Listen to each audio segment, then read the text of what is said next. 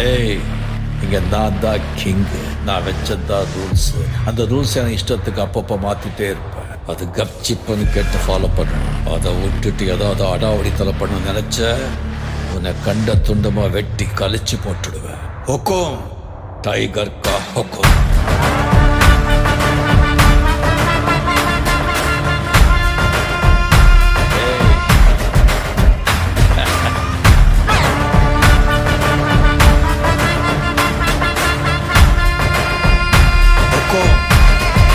Tiger கா ஹுக்கும்.